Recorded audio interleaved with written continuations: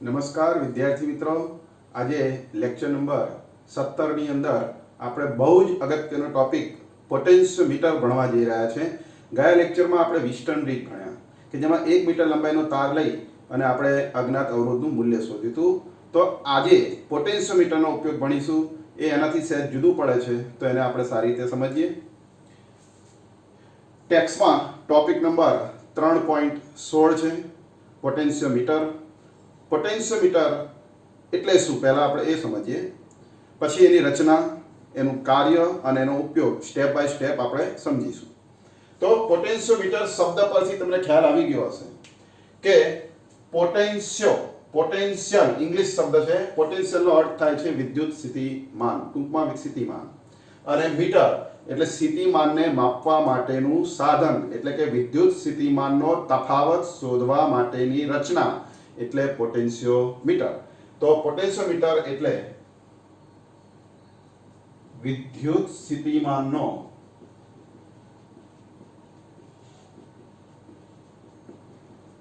તફાવત માપવા માટે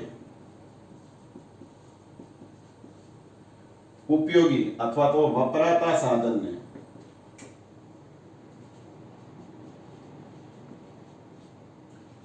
પોટેન્શિયોમીટર કહે છે.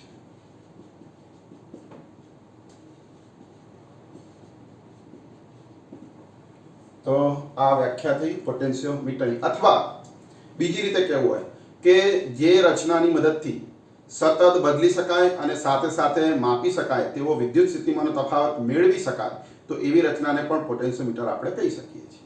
તો આ પોટેન્શિયોમીટરની વ્યાખ્યા થઈ. હવે વિદ્યાર્થી મિત્રો, પોટેન્શિયોમીટરની આપણે રચના સમજીએ. એની રચના માટે આ બોર્ડ ઉપર આ પોટેન્શિયોમીટર એનો વિદ્યુત પરિપથ દોરેલો છે. આ પરિપથની અંદર તમે જોઈ શકો છો કે આ બિંદુ A અને બિંદુ C એની વચ્ચે આ એક વાહક તાર છે. આ જે વાહક તાર છે આની લંબાઈ એ ખૂબ જ મોટી રાખવામાં આવે છે. વિસ્ટર્ન બ્રિજમાં વાહક તારની લંબાઈ એ 1 મીટર એટલે કે 100 સેન્ટીમીટર હતી, જ્યારે પોટેન્શિયોમીટરમાં સમાન આડછેદવાળો ખૂબ જ લાંબો તાર બિંદુ A અને C ની વચ્ચે આવો સળંગ જોડવામાં આવે છે. જો આ રીતે સળંગ A થી C ની વચ્ચે ખૂબ જ લાંબો તાર સમાન આડછેદવાળો એ આકૃતિમાં દર્શાવ્યા પ્રમાણે જોડવામાં આવે છે. અથવા તો તારના આવા તારના ટુકડાઓ લેવામાં આવે અને એની સાથે ઊભા આ જે ઘાટો ભાગ છે એવી ધાતુની પટ્ટી જોડવામાં આવે. આ બધી ધાતુની પટ્ટી, તારના ટુકડાઓ છે, એની સાથે આ ધાતુની પટ્ટી જોડવામાં આવે. આવી રીતે આ બધી ધાતુની પટ્ટીઓ છે અને આ તારના ટુકડાઓ છે. જો એને જોડી દઈએ તો પણ આ તારની લંબાઈ એ ખૂબ જ આવી રીતે મોટી કરવામાં આવે છે. હવે આ બિંદુ A અને C ની વચ્ચે અહીંયા બેટરી, ચલ અવરોધ અને કળ જોડવામાં આવે છે. વિદ્યાર્થી મિત્રો, આ બેટરીની મદદથી આમાં વિદ્યુત પ્રવાહ પસાર કરી શકાય છે. જો અહીંયા બેટરીનો ધન છેડો અને આ ઋણ છેડો છે, તો વિદ્યુત પ્રવાહ કઈ દિશામાં વહેશે? આ તારમાં બેટરીના ધનથી ઋણ તરફ, એટલે કે સમઘડી દિશામાં. એટલે કે અહીંથી પ્રવાહ ધનમાંથી શરૂ થાય અને એ I પ્રવાહ આ તારમાં આ રીતે વહેતો અહીંથી જમણી ડાબી, અહીંથી પ્રવાહ સમ વિષમ આ રીતે વહેતો C માંથી પ્રવાહ બહાર આવશે અને એ પ્રવાહ પાછો આ કી અને ચલ અવરોધ મારફતે અંદર ઋણ ધ્રુવમાં દાખલ થશે. હવે અહીંયા ચલ અવરોધ પણ બેટરીની સાથે જોડવામાં આવે છે. ચલ અવરોધ એટલે એવો અવરોધ કે જેનું મૂલ્ય આપણે બદલી શકીએ, એટલે કે રિહોસ્ટેટ. અહીંયા રિહોસ્ટેટ જોડવામાં આવે છે, જેની મદદથી આમાં વહેતો પ્રવાહ એમાં ફેરફાર કરી શકાય. તો વિદ્યાર્થી મિત્રો, આ પ્રવાહનું મૂલ્ય બદલવા આ ચલ અવરોધ જોડવામાં આવે છે. અહીંયા કળ, તો કળ K1 પણ અહીંયા જોડેલી છે. તો એનું કારણ એ છે કે આમાં પ્રવાહ તમારે બંધ કરવો હોય તો આ કળને ઓપન રાખવાની, એટલે ઓપન સર્કિટ કન્ડિશન હોય તો આમાં પ્રવાહ શૂન્ય. પણ જો આ કળને બંધ કરવામાં આવે, બંધ મતલબ પ્રવાહ ચાલુ, તો એને ક્લોઝ સર્કિટ કન્ડિશન કહેવામાં આવે છે. એટલે અહીંયા આ કળની મદદથી, એટલે કે કળ એટલે સ્વિચ, આ સ્વિચ કળ ખુલ્લી હોય તો એને કહેવાય સ્વિચ ઓફ અને કળ બંધ હોય તો એને કહેવાય સ્વિચ ઓન, એટલે કે પ્રવાહ ચાલુ થાય. તો આવી રીતે વિદ્યાર્થી મિત્રો આવી રચના કે કોઈ અતિ લાંબા સમાન આડછેદવાળા અતિ લાંબા તારના બે છેડા વચ્ચે બેટરી, ચલ અવરોધ અને કળ એ જો શ્રેણીમાં જોડવામાં આવે તો આ રચનાને પોટેન્શિયોમીટર આવા નામથી ઓળખવામાં આવે છે. તો વિદ્યાર્થી મિત્રો આ રચનાની મદદથી આપણે વિદ્યુત સ્થિતિમાનનો તફાવત માપી શકીએ છીએ. તો હવે આ સ્થિતિમાનનો તફાવત કેવી રીતે મપાય આપણે હવે એ સમજીએ. તો આ વ્યાખ્યા થઈ. હવે આમાં વિદ્યુત સ્થિતિમાનનો તફાવત માપવા માટે આપણે ધારી લઈએ કે આ બિંદુ A છે અને A થી અમુક અંતરે, એટલે કે આ તાર ઉપર અમુક અંતરે, માની લો કે અહીંયા કોઈ બિંદુ ધારી લઈએ તો તાર A થી અમુક અંતરે, ધારો કે અહીંથી આ અંતર L છે, એટલે કે આ તારની લંબાઈ અહીંથી આટલી L છે. A થી આ તારની આ બિંદુ સુધીની તારની લંબાઈ સપોઝ L છે, સ્મોલ L છે. તો આ બંને વચ્ચે વિદ્યુત સ્થિતિમાનનો તફાવત કેટલો, તો એ આપણે શોધવો છે. એટલે કે બિંદુ A થી તાર પર કોઈ L અંતરે આવેલા બિંદુ વચ્ચે વિદ્યુત સ્થિતિમાનનો તફાવત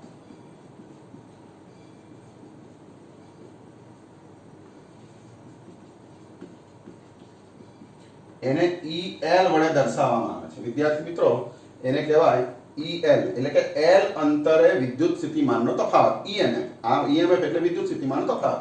L અંતરે વિદ્યુત સ્થિતિમાનનો તફાવત.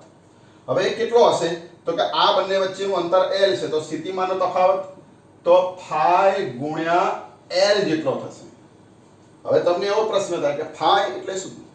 તો વિદ્યાર્થી મિત્રો અહીંયા phi નો અર્થ થાય છે કે જ્યાં phi એ આ તારની એકમ લંબાઈ દીઠ વોલ્ટેજ ડ્રોપ છે. તારની એકમ લંબાઈ દીઠ વોલ્ટેજ ડ્રોપ છે. વોલ્ટેજ ડ્રોપ નો અર્થ થાય છે વિદ્યુત સ્થિતિમાનનો તફાવત. એટલે કે વિદ્યુત સ્થિતિમાનનો કેટલો ફેરફાર થશે એને ડ્રોપ કહેવાય.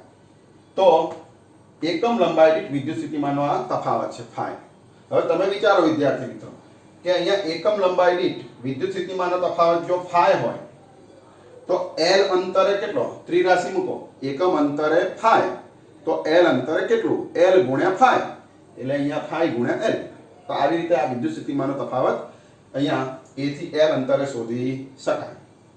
હવે આના પરથી જો આપણે સિદ્ધાંતની વાત કરીએ કે આનો સિદ્ધાંત શું, પોટેન્શિયોમીટરનો સિદ્ધાંત શું, તો એનો સિદ્ધાંત આ સૂત્ર પરથી લખી શકાય કે અહીંયા EL બરાબર, હવે phi નું મૂલ્ય એ અચળ હોય છે. વિદ્યાર્થી મિત્રો આ phi નું મૂલ્ય એ એકમ લંબાઈ દીઠ સ્થિતિમાનનો તફાવત છે, એટલે એને વિદ્યુત સ્થિતિમાન પ્રચલન પણ કહેવાય. એને એનું મૂલ્ય એ સમગ્ર તાર ઉપર એ એક સરખું હોય કેમ કે તાર સમાન આડછેદ વાળો છે. હવે EL ચલે છે, આ phi અચળ હોવાથી EL ચલે છે, આપણે L આવું લખી શકીએ. તો આ સંબંધ એ વિદ્યુત સ્થિતિમાન પોટેન્શિયોમીટરનો સિદ્ધાંત દર્શાવે છે. તો આનો સિદ્ધાંત થાય, પોટેન્શિયોમીટરનો સિદ્ધાંત આ રીતે થશે કે અવરોધક તારના કોઈ પણ બે બિંદુઓ વચ્ચે વિદ્યુત સ્થિતિમાનનો તફાવત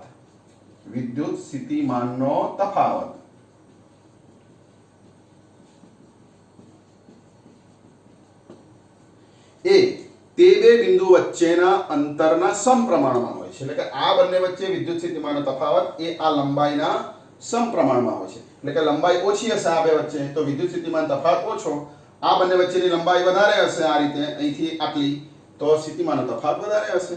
એટલે વિદ્યુત સ્થિતિમાનનો તફાવત એ તારની લંબાઈ એટલે કે અંતરના સમપ્રમાણમાં હોય છે. આને કહેવાય છે વિદ્યાર્થી મિત્રો પોટેન્શિયોમીટરનો સિદ્ધાંત. હવે એનો ઉપયોગ શું? તો વિદ્યાર્થી મિત્રો આ પોટેન્શિયોમીટરની મદદથી બે જુદા જુદા વિદ્યુત કોષોના EMF નો ગુણોત્તર શોધી શકાય છે અને એ સિવાય કોઈ વિદ્યુત કોષનો આંતરિક અવરોધ શોધવો હોય તો એ પણ આ પોટેન્શિયોમીટરની મદદથી શોધી શકાય છે. તો હવે આપણે વિદ્યાર્થી મિત્રો પોટેન્શિયોમીટરના બે ઉપયોગ, એક EMF ની સરખામણી અને બીજું વિદ્યુત કોષનો આંતરિક અવરોધ, તો એ સ્ટેપ બાય સ્ટેપ બંને આપણે સમજીએ. તો હવે અત્યારે આપણે પહેલા ભણીશું પહેલો ઉપયોગ પોટેન્શિયોમીટરનો પ્રથમ ઉપયોગ.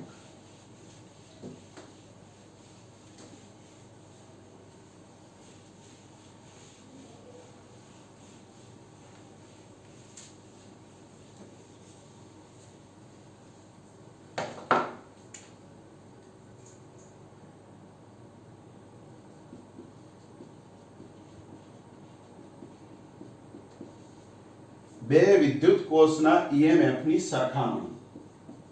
બે વિદ્યુત કોષના EMF ની સરખામણી એટલે કે ગુણોત્તર. આને આપણે કહીશું કે પ્રથમ ઉપયોગ. હવે કેવી રીતે વિદ્યુત કોષના EMF ની સરખામણી કરી શકાય એ આપણે હવે સમજીએ. તો એના માટે વિદ્યાર્થી મિત્રો પહેલા આપણે અહીંયા બે વિદ્યુત કોષ દોરીશું અને એ વિદ્યુત કોષની મદદથી EMF નો ગુણોત્તર શોધીશું. તો આપણે સૌપ્રથમ અહીંયા વિદ્યુત કોષ, ધારો કે E1 EMF અને અહીંયા E2 EMF, આવા બે અલગ અલગ EMF ધરાવતા બે વિદ્યુત કોષો, એના EMF નો ગુણોત્તર આપણે શોધવો છે. તો એ શોધવા માટે બંને વિદ્યુત કોષોનો ધન ધ્રુવ, આ જે તમને દેખાય છે એનો ધન ધ્રુવ, એને A સાથે જોડવામાં આવે છે અને બંનેના જે ઋણ ધ્રુવ છે તેને દ્વિમાર્ગી કળ, કળ અલગ અલગ પ્રકારની હોય છે, એમાં અહીંયા દ્વિમાર્ગી કળ કે એવી કળ કે જેમાં પ્રવાહને જવા માટેના બે રસ્તા હોય એટલે એને કહેવાય દ્વિમાર્ગી કળ. તો અહીંયા દ્વિમાર્ગી કળ, એમાં બિંદુ 1 અને બિંદુ 2, બિંદુ 1 અને બિંદુ 2 સાથે દ્વિમાર્ગી કળના બિંદુ 1 અને બિંદુ 2 સાથે આ ઋણ ધ્રુવને જોડવામાં આવે છે અને આને આપણે કહીશું દ્વિમાર્ગી કળ.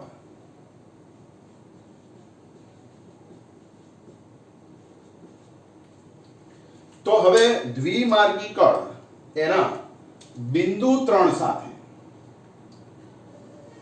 ગેલ્વેનોમીટર, આકૃતિમાં દર્શાવ્યા પ્રમાણે આવું ગેલ્વેનોમીટર જોડવામાં આવે છે અને ગેલ્વેનોમીટર નો એક છેડો આ 3 બિંદુ સાથે, તો બીજો છેડો અહીંથી બીજો છેડો એ આ જોકી કળ સાથે જોડવામાં આવે છે. અહીંયા જોકી કળ હોય છે. જોકી એટલે જેમ વિસ્ટનબ્રિજમાં આપણે વાત કરી હતી કે આવા પેન જેવા આકારનો ધાતુનો ટુકડો કે જેનો આગળનો ભાગ અણીદાર હોય અને એ જોકી કળ એને આ તાર ઉપર આમ સરકાવવામાં આવે છે. તો વિદ્યાર્થી મિત્રો આ રીતે બે વિદ્યુત કોષ જેના EMF નો આપણે ગુણોત્તર શોધવો છે એને આ પોટેન્શિયોમીટર સાથે અહીંયા દ્વિમાર્ગી કળ અને ગેલ્વેનોમીટર મારફતે જોકી વડે આ તારને જોડવામાં આવે છે. તો આ વાત થઈ કે રચના. હવે કઈ રીતે કાર્ય કરે છે, હવે આપણે વિદ્યાર્થી મિત્રો કાર્યની વાત કરીએ કે આની અંદર સૌપ્રથમ કળ દ્વિમાર્ગી કળમાં બિંદુ 1 અને 3 ને જોડવામાં આવે છે. આ બંનેને શરૂઆતમાં જોડવામાં આવે છે. જ્યારે આ બંને બિંદુઓને જોડીશું ત્યારે પ્રવાહ E1 EMF વાળા વિદ્યુત કોષમાંથી પસાર થશે, E2 વિદ્યુત કોષમાંથી પ્રવાહ પસાર થશે નહીં. એટલે કે બિંદુ 1 અને 3 ને જોડતા E1 વિદ્યુત કોષમાંથી પ્રવાહ પસાર થશે એટલે વિદ્યાર્થી મિત્રો અહીંથી પ્રવાહ પસાર થશે. પણ આમાંથી પ્રવાહ જશે નહીં. હવે આમાં પ્રવાહ જશે એટલે આ તારમાં પ્રવાહ જશે. વિદ્યાર્થી મિત્રો, આ તારમાંથી પ્રવાહ જશે. આ પ્રવાહ તો તારમાં હોય જ છે, સાથે સાથે આ પ્રવાહ પણ આ તારમાં જશે. હવે આ જોકી કળને એટલે કે આ જોકીને તાર પર A થી શરૂ કરીને આ રીતે આમાં સરકાવતા એક બિંદુ એવું મળશે કે જ્યાં ગેલ્વેનોમીટરમાંથી વહેતો પ્રવાહ શૂન્ય થશે. તો એને તટસ્થ બિંદુ એટલે કે એને સમતોલન સ્થિતિ કહેવામાં આવે છે. એટલે ત્યારે અહીં જે બિંદુ મળે એને કહેવાય કે તટસ્થ બિંદુ, null point. N four null. એટલે કે જોકી કણને તાર પર સરકાવતા એવું બિંદુ મળે કે જ્યારે ગેલ્વેનોમીટરમાં પ્રવાહ શૂન્ય થાય ત્યારે મળતા આ બિંદુને તટસ્થ બિંદુ N1 કહેવામાં આવે છે. તો આ E1 EMF માંથી પ્રવાહ પસાર થાય ત્યારે આ મળતું તટસ્થ બિંદુ છે. હવે A થી N1 સુધીનું અંતર એટલે કે આ તારની લંબાઈ, અહીંથી આટલા તારની લંબાઈ ધારો કે L1 છે. તો A થી N1 સુધીનું અંતર એ L1 થશે. એટલે કે બિંદુ 1 અને 3 ને જોડતા સમતોલન બિંદુ N1 નું અંતર જો A થી માપવામાં આવે તો AN1 બરાબર L1 થશે. વિદ્યાર્થી મિત્રો, આ અંતર L1 થશે. હવે વિદ્યાર્થી મિત્રો, આપણે આમાં વિદ્યુત સ્થિતિમાનનો તફાવત શોધીએ કે A અને N1 વચ્ચે સ્થિતિમાનનો તફાવત કેટલો. તો હમણાં આપણે આગળ વાત કરી એ પ્રમાણે કે અહીંયા સ્થિતિમાનનો તફાવત આ બંને વચ્ચે જો એકમ લંબાઈ દીઠ સ્થિતિમાનનો તફાવત phi હોય તો L અંતર phi L. તો અહીંથી આ અંતર L1 હોય તો આ બંને વચ્ચે સ્થિતિમાન તફાવત શું થશે? phi L1. એટલે આ બંને વચ્ચે સ્થિતિમાનનો તફાવત phi L1. હવે અહીંયા કિર્ચોફનો બીજો નિયમ વાપરીશું. અહીંયા તમે જુઓ એક બંધ ગાળો બને છે A N1 G31 E1 A. આવો એક બંધ ગાળો બને છે. એટલે કિર્ચોફનો લૂપનો નિયમ અહીંયા વાપરીશું. એટલે કે અહીંયા બંધ ગાળા A N1 G31 અને પાછા A માં કિર્ચોફનો લૂપનો નિયમ લગાડતા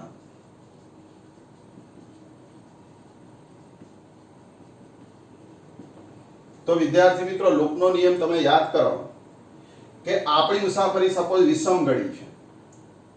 જો વિષમગળી હોય તો અહીંયા પ્રવાહની દિશા પણ વિષમગળી છે. એટલે કે પ્રવાહ આમ જઈ રહ્યો છે.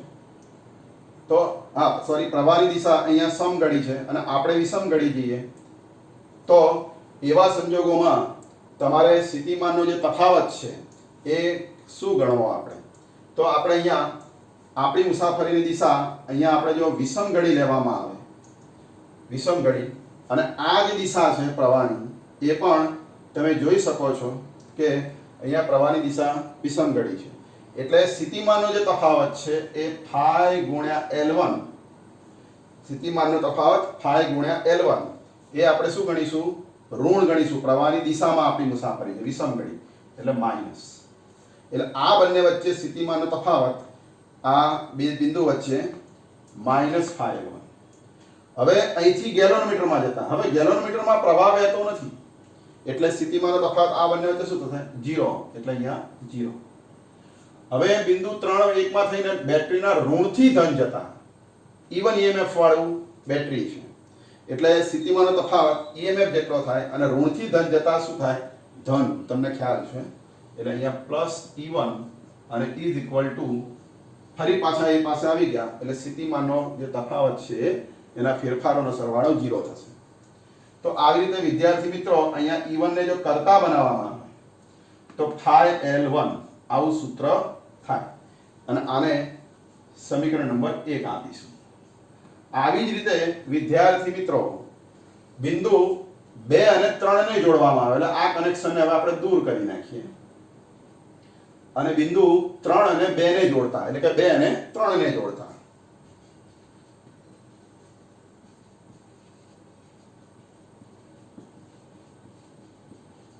હવે વિદ્યાર્થી મિત્રો, આ પ્રવાહ E1 માંથી બંધ થશે અને પ્રવાહ હવે E2 વિદ્યુત કોષમાં થઈને ગેલોનોમીટરમાં જશે.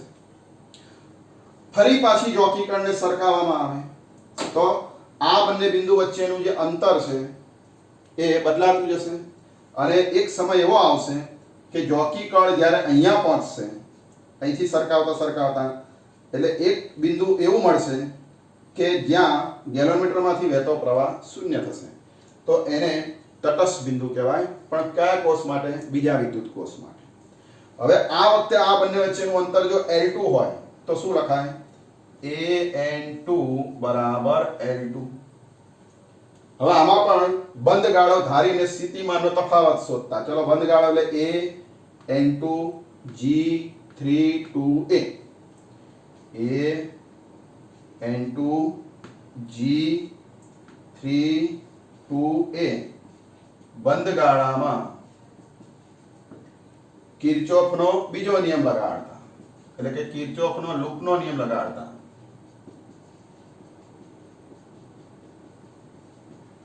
તો હવે આપણે નિયમ લગાડીએ. તો આ બંને વચ્ચે સ્થિતિમાનનો તફાવત કેટલો? તો L એકમ લંબાઈ દીઠ થાય તો L2 લંબાઈ ધારી લઈએ, અહીંથી આ L2 લંબાઈ, તો phi L2 અને માઈનસ. કેમ માઈનસ? કે પ્રવાહ આ રીતે જઈ રહ્યો, પ્રવાહની દિશામાં આપણી મુસાફરી, પ્રવાહની દિશામાં મુસાફરી, એટલે આ બંને જે સ્થિતિમાં તફાવત માઈનસ, અને પ્લસ ગેલોમીટરમાં શૂન્ય પ્રવાહ એટલે 0, અને પાછા ઋણથી ધન જતા સ્થિતિમાનનો તફાવત ધન E2, અને બધા ફેરફારનો સરવાળો 0. તો આવી રીતે વિદ્યાર્થી મિત્રો અહીંયા સમીકરણ બનશે. હવે આ સમીકરણ પરથી જો E2 ને કરતા બનાવવામાં આવે તો E2 બરાબર શું થશે?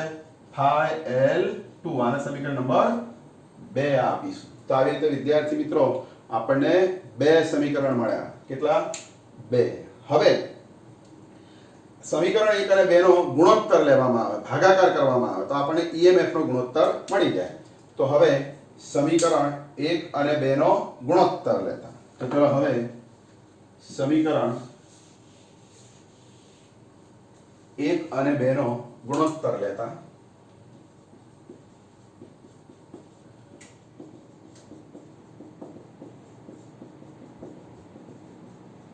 ડાબી બાજુ ભાગ્યા ડાબી બાજુ કરીએ અને જમણી બાજુ ભાગ્યા જમણી બાજુ કરીએ. તો જો ડાબી બાજુ E1 અને E2 એટલે કે ગુણોત્તર થશે E1 ભાગ્યા E2. જમણી બાજુનો ગુણોત્તર તો phi phi સમાન હોવાથી કેન્સલ, એટલે લંબાઈનો ગુણોત્તર વધશે. તો આવી રીતે વિદ્યાર્થી મિત્રો કે બે વિદ્યુત કોષના EMF નો ગુણોત્તર એ તટસ્થ બિંદુ વખતે જે લંબાઈઓ મળે છે L1 અને L2 એ લંબાઈના ગુણોત્તર જેટલો હોય છે. તો તમને વિદ્યાર્થી મિત્રો ખ્યાલ આવી ગયો હશે કે પોટેન્શિયોમીટરની મદદથી જો વિદ્યુત ચાલક બળનો ગુણોત્તર શોધવામાં આવે તો તટસ્થ બિંદુ વખતે મળતી લંબાઈના ગુણોત્તર જેટલો હોય છે. ચલો તમને એક સરસ મજાનું ઉદાહરણ આપું એટલે આ તરત જ સમીકરણનો ઉપયોગ કરતા તમને આવડી જશે. અહીંયા બે વિદ્યુત કોષો છે. ધારો કે બંને વિદ્યુત કોષો જ્ઞાત છે. એક લેક્લાન્સ સેલ છે અને આ બીજો ડેનિયલ સેલ છે. કેમિસ્ટ્રીમાં તમે ભણ્યા હશો, રસાયણ વિજ્ઞાનમાં, કે લેક્લાન્સ સેલનો EMF 1.5 વોલ્ટ હોય છે અને આ ડેનિયલ સેલનું EMF થોડું ઓછું 1.3 વોલ્ટ કે 1.4 વોલ્ટ જેવું હોય છે. તો વિદ્યાર્થી મિત્રો આ બેનો ભાગાકાર જો કરવામાં આવે તો એકથી શું મળે? મોટો મળે છે.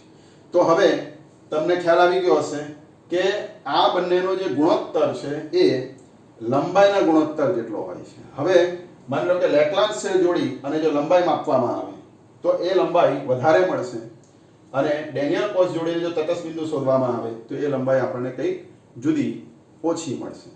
એટલે ટૂંકમાં આ EMF એ લંબાઈના સમપ્રમાણમાં હોય છે. હવે એનો ભાગાકાર કરીને EMF કેવી રીતે શોધાય? ધારી લઈએ કે આ લેક્લાન્સ સેલને પરિપથમાં જોડતા આ જે લંબાઈ મળે છે L1 એ સપોઝ આપણને ધારી લઈએ કે લંબાઈ 300 સેમી મળે છે અને આ બીજો વિદ્યુત કોષ જોડતા અહીંયા તટસ્થ બિંદુ વખતે લંબાઈ L2 એ ધારો કે 200 મળે છે, 200 સેન્ટીમીટર. તો 300 ભાગ્યા 200 200 એટલે 3 ભાગ્યા 2 એટલે 1.5. તો આવી રીતે વિદ્યાર્થી મિત્રો EMF નો ગુણોત્તર 1.5 થાય. હવે બીજી રીતે જો આ સમીકરણનો ઉપયોગ કરવો હોય કે તમે આ બે વિદ્યુત કોષમાંથી કોઈ એક વિદ્યુત કોષનું મૂલ્ય જાણતા હોય અને બીજા વિદ્યુત કોષનું મૂલ્ય શોધવું હોય EMF નું, તો તમે શોધી શકો છો આ સૂત્ર દ્વારા. ધારો કે આ પ્રમાણભૂત વિદ્યુત કોષનું EMF છે, આનું મૂલ્ય આપણે જાણીએ છીએ.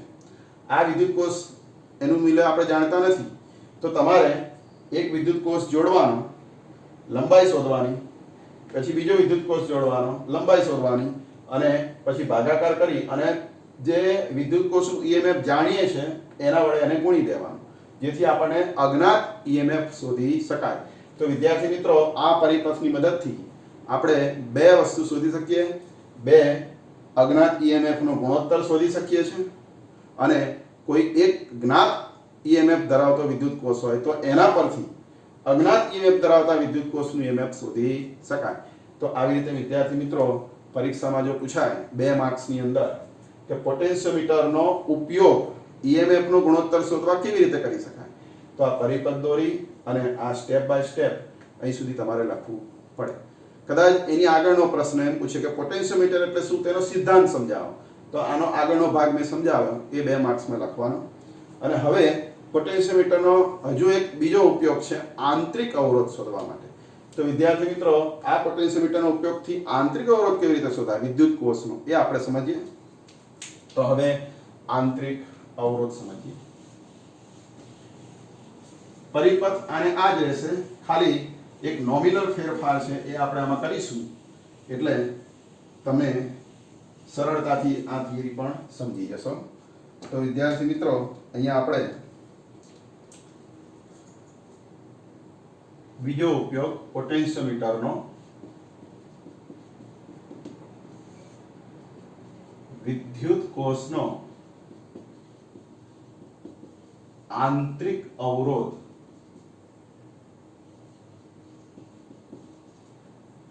શોધવો અથવા શોધવા માટે થાય છે. તો હવે કેવી રીતે આંતરિક અવરોધ શોધી શકાય? તો વિદ્યાર્થી મિત્રો પોટેન્શિયોમીટર તો એને એ જ રહેશે, ખાલી અહીંયા તમારે જે બે બેટરી જોડેલી હતી અને દ્વિમાર્ગી કળ એને અહીંથી દૂર કરવાની છે અને તમારે જે વિદ્યુત કોષનો આંતરિક અવરોધ શોધવાનો હોય તે વિદ્યુત કોષને આપણે અહીંયા જોડીશું. તો હવે અહીંયા ધારી લઈએ કે EMF ધરાવતો આ E જેટલો EMF ધરાવતો વિદ્યુત કોષ છે. આનો આંતરિક અવરોધ સ્મોલ r છે જે આની અંદર હોય છે, પણ સરળતા ખાતર મેં અહીંયા બહાર દર્શાવ્યો છે. તો આ આંતરિક અવરોધ શોધવો છે, આ વિદ્યુત કોષનો આંતરિક અવરોધ શોધવો છે. તો એ શોધવા માટે વિદ્યાર્થી મિત્રો આની સાથે સમાંતરમાં એક કળ K2 અને અહીંયા અવરોધ પેટી R એ શ્રેણીમાં જોડવામાં આવે છે. આ વિદ્યુત કોષનો આંતરિક અવરોધ શોધવા વિદ્યુત કોષની સાથે અવરોધ પેટી અને કળ આ બંને શ્રેણીમાં છે અને એ શ્રેણી જોડાણને આ વિદ્યુત કોષ સાથે સમાંતરમાં જોડવામાં આવે છે. એટલે કે આના ધન અને ઋણ સાથે આ R અને K2 નું શ્રેણી જોડાણ કરવામાં આવે છે. એટલે કે આ બે શ્રેણીમાં એની જોડે બેટરી એટલે કે આ વિદ્યુત કોષ સમાંતરમાં. હવે અહીંયા પોટેન્શિયોમીટર સાથે આ બેટરીનો ધન ધ્રુવ પોટેન્શિયોમીટરના એ બિંદુ સાથે જોડાય એવું કનેક્શન અહીંથી કરવામાં આવે છે, આવી રીતે. અને અહીંથી એટલે કે અહીંથી તમે આને અહીંયા પણ જોડી શકો છો, અહીં જોડો કે અહીં જોડો કે વચ્ચે જોડો, કોઈ ફેર પડતો નથી. હવે અહીંયા જમણી બાજુ એટલે કે આ ઋણ છેડો જે આ બેટરીનો છે એની સાથે ગેલ્વેનોમીટર જે હમણાં આપણે વાત કરી હતી એ પ્રમાણે કે અહીંયા ગેલ્વેનોમીટર એક છેડો અને બીજો છેડો એ જોકી કળ સાથે જોડવામાં આવે છે. આનો બીજો છેડો જોકી કળ સાથે જોડવામાં આવે છે. હવે આ જોકી કળને તાર ઉપર સરકાવી શકાય છે. હવે વિદ્યાર્થી મિત્રો સૌ પ્રથમ અહીંયા કળ કેટુને ખુલ્લી રાખવામાં આવે છે, એટલે અહીંયા કળ કેટુ ખુલ્લી હોય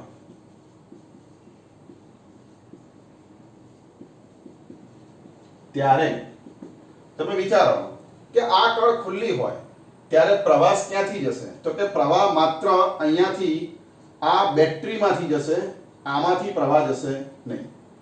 અને એ પ્રવાહ ગેલ્વેનોમીટરમાં થઈ અને આ તારમાં જશે અને આ જોકીને સરકાવવામાં આવે તો આપણને કોઈ તટસ્થ બિંદુ મળશે જ્યારે આમાં પ્રવાહ શૂન્ય હોય. તો આ જોકીકરણને સરકાઈ તાર ઉપર અને આમાં પ્રવાહ શૂન્ય કરવામાં આવે છે.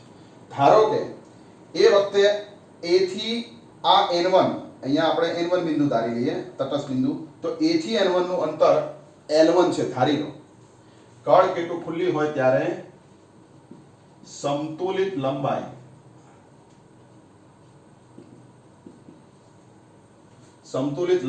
એ L1 છે, એને N1 નું અંતર, એટલે કે A N1 બરાબર L1 છે. તો વિદ્યાર્થી મિત્રો આ વખતે આ જે સ્થિતિમાનનો જે તફાવત છે એ આ બંને વચ્ચેના સ્થિતિમાનના તફાવત જેટલો થશે. એટલે કે આ બંને વચ્ચે સ્થિતિમાનનો જે તફાવત હશે એ આના EMF જેટલો થાય, કારણ કે આમાંથી પ્રવાહ જાય એટલે આની જોડે આટલો ભાગ સમાંતરમાં કહેવાય, એટલે આ EMF નું મૂલ્ય એ કેટલું થશે? આ બંને વચ્ચેના સ્થિતિમાનના તફાવત જેટલું. એટલે કે E બરાબર એકમ લંબાઈની સ્થિતિમાનનો તફાવત phi છે, એટલે phi ગુણ્યા અહીંથી આ લંબાઈ L1 હોય તો અહીં લખીશું L1, આને સમીકરણ નંબર 1 આપીશું. હવે વિદ્યાર્થી મિત્રો આ કળ કેટુને બંધ કરવામાં આવે છે, જેથી પ્રવાહ આ વિદ્યુત કોષનો પ્રવાહ આ અવરોધમાં થઈને પસાર થશે. આ કળ ખુલ્લી હોય ત્યારે આ બેટરીનો પ્રવાહ આમાં જશે નહીં, પણ આ કળને બંધ કરતા, એટલે કે કળ કેટુ બંધ હોય ત્યારે, એટલે કે પ્રવાહ એમાંથી પસાર થાય ત્યારે. હવે આમાંથી વિદ્યાર્થી મિત્રો પ્રવાહ જશે આ બેટરીના કારણે અને એ પ્રવાહ આમાંથીને બહાર આવશે. હવે આ જોકીકરણને ફરી પાછી સરકાવવામાં આવે આ તાર ઉપર અને તટસ્થ બિંદુ શોધવામાં આવે. ધારો કે તટસ્થ બિંદુ N2 મળે છે, જેનું અંતર A થી N2 નું અંતર સપોઝ L2 છે, તો ત્યારે સમતુલિત લંબાઈ AN2 બરાબર L2 આવું થશે. હવે આ સમયે જો આ બંને વચ્ચે સ્થિતિમાનનો તફાવત શોધવામાં આવે તો એ આ લંબાઈ ગુણ્યા phi વોલ્ટેજ ડ્રોપ જેટલું થશે, એટલે કે V બરાબર phi ગુણ્યા L2, આને સમીકરણ નંબર 2 આપીશું. તો આવી રીતે વિદ્યાર્થી મિત્રો આપણને બે સમીકરણ બને. હવે આ બેનો ગુણોત્તર શોધવામાં આવે, એટલે કે સમીકરણ 1 અને 2 નો ગુણોત્તર ડાબી બાજુ ભાગ્યા ડાબી બાજુ, એટલે કે E ભાગ્યા V, તો phi ઉડી જશે અને વિદ્યાર્થી મિત્રો L1 બાય L2 થશે. આને સમીકરણ નંબર 3 આપીશું. હવે આકૃતિ પરથી આપણે એવું કહી શકીએ કે આ EMF નું મૂલ્ય એ આમાંથી વહેતો પ્રવાહ જો I હોય, આપણે I પ્રવાહ આમાં વહેતો હોય તો પ્રવાહ I ગુણ્યા આ બંને શ્રેણીમાં હોય, આ બંને અવરોધ, એટલે કેપિટલ R વત્તા સ્મોલ r, ઓહમના નિયમ અનુસાર આ EMF નું મૂલ્ય એ પ્રવાહ ગુણ્યા R વત્તા R જેટલું થશે. અને વિદ્યુત સ્થિતિમાનનો જે તફાવત છે આ બંને વચ્ચે અહીંયા એ પ્રવાહ I ગુણ્યા R જેટલો થશે. તો આ સમીકરણની અંદર એને મૂકી દો.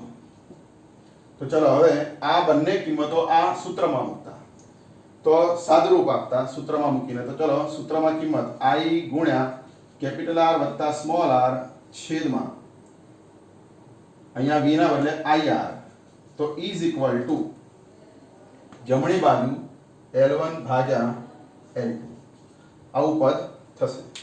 હવે વિદ્યાર્થી મિત્રો આપણે આનું સાદુરૂપ આપીએ એટલે આપણને આ આંતરિક અવરોધનું સૂત્ર મળશે. તો ચલો હવે સાદુરૂપ આપતા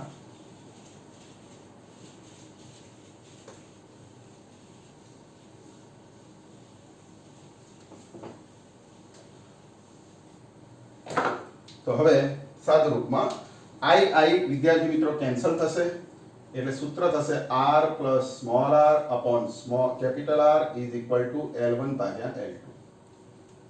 હવે r ભાગ્યા r બંનેને r વડે ભાગતા 1 થશે. અહીંયા small r by capital R L1 by L2. r by r એમાં આપણે સ્મોલ r શોધવાનો છે એટલે આને કરતા બનાવવામાં આવે તો L1 ઓછા L2 ઓછા 1 થશે. અને આ r ને જો કરતા બનાવીએ તો કેપિટલ R ગુણાકારમાં જશે એટલે બ્રેકેટમાં L1 બાય L2 -1.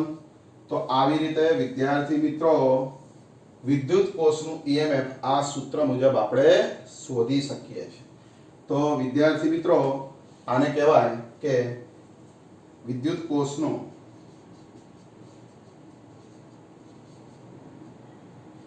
આંતરિક અવરોધ. વિદ્યુત કોષનો આંતરિક અવરોધ શોધવાનું સૂત્ર છે. તો વિદ્યાર્થી મિત્રો આવી રીતે પોટેન્શિયોમીટરની મદદથી તમે વિદ્યુત કોષનો આ સૂત્રની મદદથી આંતરિક અવરોધ શોધી શકો છો. પણ એના માટે શું કરવું પડે? પહેલા કળ K2 ખુલ્લી રાખી અને આ લંબાઈ માપવાની, પછી કળ K2 બંધ કરી અને આ લંબાઈ માપવાની L2, અને પછી આ સૂત્રમાં કિંમત મૂકીને એનું સાદુરૂપ આપવાનું એટલે આપણને આંતરિક અવરોધ મળે. તો આ આંતરિક અવરોધનું મૂલ્ય એ જુદા જુદા વિદ્યુત કોષ માટે જુદું જુદું હોય છે અને આનું મૂલ્ય એ લગભગ ખૂબ જ નાનું હોય છે, એકની નજીક. એટલે તમે પ્રેક્ટિકલ કરશો તો આના વિશે વધારે સારી માહિતી મેળવી શકશો. તો હવે વિદ્યાર્થી મિત્રો પોટેન્શિયોમીટર વિશે તમે બધું સમજી ગયા હશો કે પોટેન્શિયોમીટર એટલે શું, એની રચના, એનો સિદ્ધાંત અને એના ઉપયોગો. બે ઉપયોગો આપણે ભણ્યા, એક EMF ની સરખામણી અને બીજો ઉપયોગ આંતરિક અવરોધ વિદ્યુત કોષનો. તો વિદ્યાર્થી મિત્રો આટલું તમે સારી રીતે તૈયાર કરો તો પછી આપણે આના પર આધારિત આ ટેક્સનો છેલ્લો એક્ઝામ્પલ 3.10 ઉદાહરણ 3.10 એ આપણે આ પોટેન્શિયોમીટર પર આધારિત છે તો એ ગણવા જઈ રહ્યા છે. તો તમે ત્યાં સુધી આ થિયરી તૈયાર કરો તો એ એક્ઝામ્પલમાં તમને સારી રીતે સમજ પડી જશે.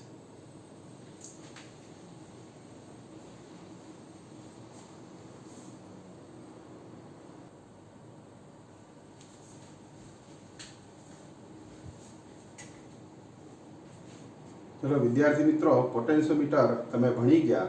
હવે એના પર આધારિત આ ઉદાહરણ 3.10 આ ચેપ્ટરનો છેલ્લો એક્ઝામ્પલ ઉદાહરણનો એ આપણે ગણીશું. અને એ ગણવા માટે સૌપ્રથમ થિયરી પરથી આ એક્ઝામ્પલ છે એટલે એની રકમ સમજી લઈએ. પોટેન્શિયોમીટરમાંથી R ઓહ્મનો અવરોધ પ્રવાહ ખેંચે છે.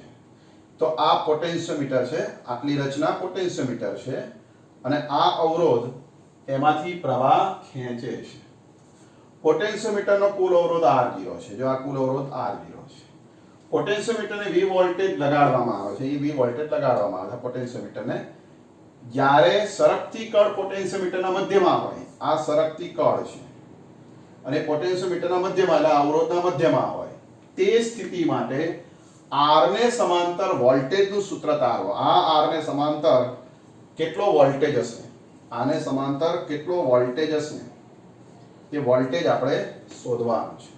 તો એના માટે સૌપ્રથમ વિદ્યાર્થી મિત્રો આપણે આ એક્ઝામ્પલની અંદર કે સૌથી પહેલા તો તમારે આ મધ્યમાં છે, સરકતી કળ પોટેન્શિયોમીટરના મધ્યમાં છે એટલે આ કળ અવરોધના મધ્યમાં છે. અવરોધ લંબાઈના સમપ્રમાણમાં હોય એટલે અડધી લંબાઈ એટલે કે અહીંયા અડધો અવરોધ ડાબી બાજુ AB વચ્ચે હશે પોટેન્શિયોમીટરનો, પોટેન્શિયોમીટરનો અડધો અવરોધ આ B અને C ની વચ્ચે હશે એટલે કે R0/2. તો આવી રીતે વિદ્યાર્થી મિત્રો અવરોધના અહીંયા બે ભાગ પડશે, R0/2 અને R0/2. હવે સૌપ્રથમ આપણે A અને B વચ્ચે આ બંને વચ્ચે અવરોધ મૂલ્ય R0/2 છે એટલે કે A અને B વચ્ચે એટલે કે આ સરકતી કળ એ મધ્યમાં હોય,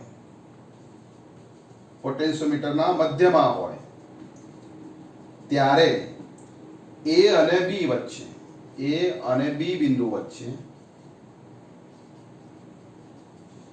અવરોધ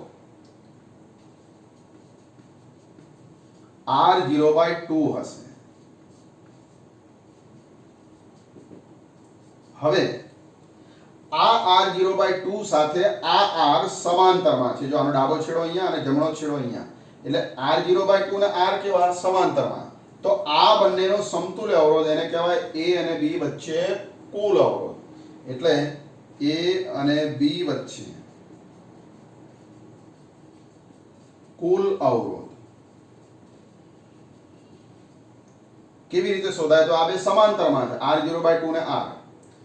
તો 1/r1, જો સમતુલ્ય અવરોધ r1 હોય તો r1 નો વ્યસ્ત એટલે r0/2 નો વ્યસ્ત અને r નો વ્યસ્ત, એટલે કે 1/r r નો વ્યસ્ત અને r0/2 નો વ્યસ્ત r0/2.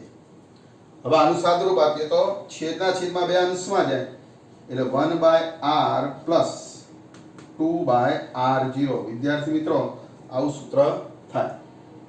હવે આ સૂત્રનું આપણે થોડું સાદુરૂપ આપીએ તો આપણને r1 મળશે. શું મળશે? સમતુલ્ય અવરોધ, કુલ અવરોધ r1.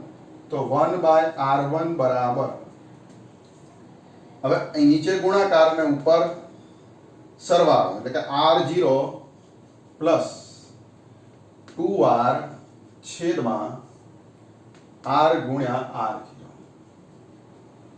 જો આનો વ્યસ્ત લેવામાં આવે તો આપણને r1 મળી જાય. તો r ગુણ્યા r0 એ અંશમાં અને r0 વત્તા 2r એ છેદમાં. અને આપણે સમીકરણ નંબર, વિદ્યાર્થી મિત્રો, 1 આપીશું. સમીકરણ નંબર 1. હવે a અને c વચ્ચે આપણે કુલ અવરોધ શોધીએ. તો a અને c વચ્ચે કુલ અવરોધ, એને r ડેશ નામ આપીએ, જેને પોટેન્શિયોમીટર નો આપણે અવરોધ, ટૂંકમાં a અને c વચ્ચે આપણે કુલ અવરોધ શોધીએ. તો a અને c વચ્ચે કુલ અવરોધ, તો એને r ડેશ નામ આપીએ. તો આ બંને વચ્ચે કુલ અવરોધ a અને b વચ્ચેનો અવરોધ વત્તા b અને c વચ્ચેનો અવરોધ, એટલે a અને b વચ્ચેનો અવરોધ કેટલો?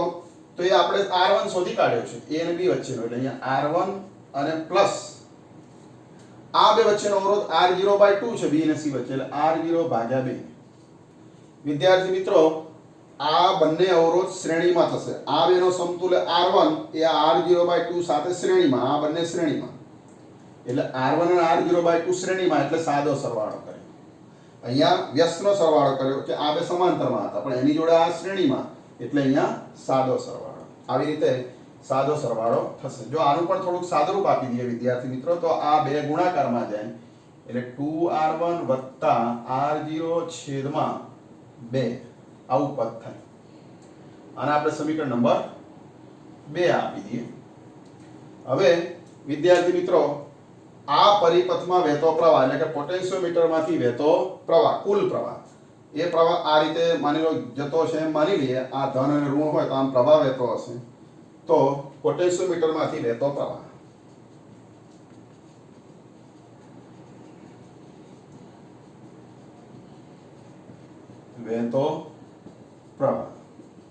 હવે પ્રવાહની વ્યાખ્યા તમે જાણો છો વિદ્યાર્થી મિત્રો, કે આ પોટેન્શિયોમીટરમાંથી વહેતો પ્રવાહ એટલે કુલ વોલ્ટેજ પોટેન્શિયોમીટરનો v ભાગ્યા આમાંથી આનો કુલ અવરોધ, આ પરિપથનો કુલ અવરોધ. કેટલો કુલ અવરોધ? તો r ડેશ, જે આપણે અહીંયા શોધી કાઢ્યો છે. તો અહીંયા છેદમાં આપણે લખીશું r ડેશ. પરંતુ r ડેશ એટલે શું? તો આ 2r1 સમીકરણ 2 પરથી 2r1 પ્લસ r0 ભાગ્યા 2, પણ છેદના છેદ 2 ક્યાં જાય? અંશમાં. તો આવી રીતે વિદ્યાર્થી મિત્રો સમીકરણ પ્રવાહ થશે 2v ભાગ્યા 2r1 પ્લસ r0. આને સમીકરણ નંબર 3 આપીશું. હવે પ્રશ્ન છે, r ને સમાંતર વોલ્ટેજ v1 શોધવાનો છે. તો હવે એને કહેવાય પોટેન્શિયોમીટરમાંથી મળતો વોલ્ટેજ. આ v1 છે, આ પોટેન્શિયોમીટરમાંથી આ અવરોધને મળે છે. એટલે લખીશું કે પોટેન્શિયોમીટરમાંથી